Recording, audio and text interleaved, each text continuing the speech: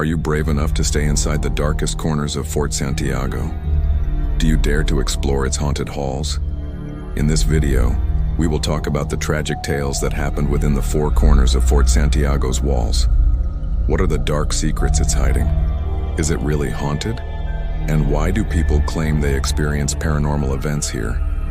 Before we start, don't forget to hit the like button, subscribe, and turn on notifications so you won't miss any of our upcoming videos. Let's get into it. The year is 1896, and the Philippines is in the midst of a revolution against its Spanish colonial rulers. The Filipinos have risen up demanding freedom and independence from the empire that has oppressed them for centuries. At the heart of the conflict is a small group of revolutionaries led by the charismatic Andres Bonifacio, who had dared to dream of a new Philippines, a Philippines free from the shackles of foreign rule. But their dreams were soon to be shattered against the cold, hard stones of Fort Santiago, a formidable Spanish fortress that stood as a symbol of oppression and tyranny in the heart of Manila. The revolutionaries had put up a valiant fight, but they were ultimately betrayed by those they had trusted, the wealthy and powerful elite who saw an opportunity to advance their own interests under the guise of the revolution. One by one, the leaders of the Katipunan were captured and brought to Fort Santiago, where they were tortured and executed by the Spanish authorities. Among them was Andres Bonifacio, the man whose name had become synonymous with the revolution. He was charged with the crime of rebellion, and after a sham trial, he was sentenced to death. On May 10, 1897, Andres Bonifacio and his brother Procopio were taken out to the courtyard of Fort Santiago and shot to death. Their bodies were thrown into a nearby river, never to be recovered. But their story is not over yet, for according to local lore, their spirits are said to haunt the very spot where they were killed, forever seeking justice for their sacrifice. Even today, people claim to hear the echoes of their screams and see their shadowy figures walking the ramparts of Fort Santiago at night. Fast forward to World War II and the Japanese occupation of the Philippines.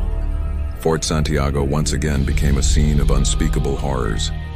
This time it was the Filipinos and Americans who were imprisoned and tortured by the Japanese soldiers. Thousands of people were crammed into the tiny space, forced to sleep while standing and without food or water. Many died of starvation or disease, their bodies thrown into the river beside the fort. Those who survived the ordeal emerged from the gates of Fort Santiago as living skeletons, forever scarred by the atrocities they had witnessed.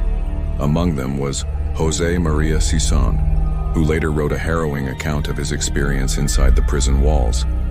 He and his fellow prisoners were forced to dig tunnels under the noses of their captors, working in shifts so that some could sleep while others dug. When the tunnel collapsed, burying many of his friends alive, Sison refused to continue working. In retaliation, the Japanese soldiers beat him mercilessly, leaving him with lifelong health issues. When the war was over, he returned to the fort to find it abandoned and overgrown. Yet he could still hear the faint sounds of drums, the clash of swords, and the screams of prisoners. It was as if the fort itself was still holding on to the pain and suffering of those who had been imprisoned there. In the aftermath of World War II, Fort Santiago was finally able to shed its reputation as a house of horrors. However, the scars of its past remain, both in the crumbling bricks and mortar of its old walls, and in the memories of those who survived its brutal regime. Today, it stands as a museum, a somber reminder of the dark days of tyranny and oppression in Philippine history. But some say that the spirits of those who suffered and died there still linger, forever trapped in the haunting grounds of Fort Santiago. As we take a closer look at this infamous landmark, let's take a journey through time to uncover the horrifying tales that have made it one of the most haunted places in Metro Manila. Our first stop is the dungeons of Fort Santiago, a labyrinth of underground cells where prisoners were kept in the most inhumane conditions. Imagine being locked up in a dark, dank cell with little to no air, forced to sleep while standing and without basic sanitation. The walls are damp, and the stench of stale waste fills the air. The darkness is suffocating, making it impossible to tell one end of the cell from the other. You can hear the screams of prisoners being tortured just beyond your cell door, and the sound of their agony drives you slowly insane. This was the reality for countless prisoners who were held in the dungeons of Fort Santiago. and their tormented souls are said to still haunt these very chambers. But the horrors of Fort Santiago didn't end at the dungeons. As we ascend the crumbling stone staircase to the upper levels of the fort, we encounter another chilling sight. Along the way, we pass by the so-called Wall of the Patriots, where the names of those who died for the country are inscribed. But as we reach the top, we find ourselves in a place of even greater horror, the parade ground. Here, countless prisoners were assembled before being marched off to their deaths. They were forced to watch as their fellow prisoners were executed, their bodies piling up in front of them. And when it was their turn, they faced the firing squad with the same fear and uncertainty as their predecessors. The parade ground is now a peaceful space where tourists come to marvel at the historic site. But some say that the ghosts of those who were executed here still roam the grounds, forever reliving their final moments in the haunting grounds of Fort Santiago. As we make our way deeper into the fort, we come across another disturbing sight: the pillory, a wooden or metal device used to punish those who opposed the colonial government. Prisoners were locked in the pillory, often left to die of starvation or exposure to the elements. Some say the spirits of those who suffered and died in the pillory still linger here, reaching out to touch anyone who dares to enter the fort. But perhaps the most haunting place in all of Fort Santiago is the cemetery. Here, the remains of thousands of prisoners are buried in mass graves, their bodies exhumed and discarded without ceremony. The graves are unmarked, and the dead are left to rest in peace. But some say that the spirits of those who died here refuse to move on. They wander the cemetery at night, searching for their loved ones among the rows and rows of graves.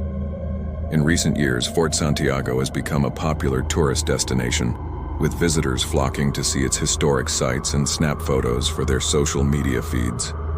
But many of those who visit don't realize that they're sharing the grounds with the spirits of those who died here.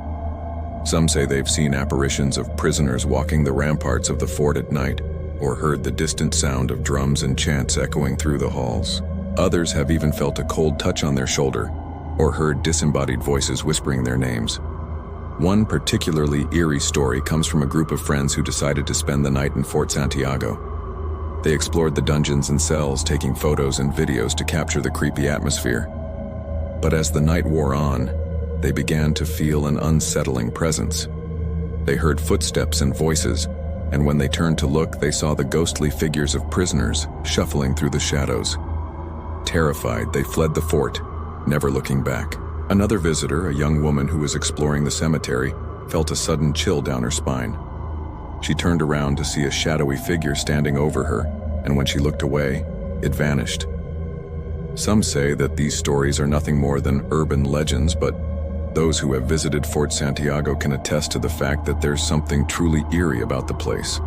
The crumbling walls and dilapidated buildings seem to hold the spirits of those who died here, and their presence is felt by those who dare to enter the haunted grounds of Fort Santiago. What do you think? Are these stories merely superstitious tales, or is there something more to the legend of Fort Santiago? We'd love to hear your thoughts, so please share your comments below. And don't forget to like and subscribe for more videos like this.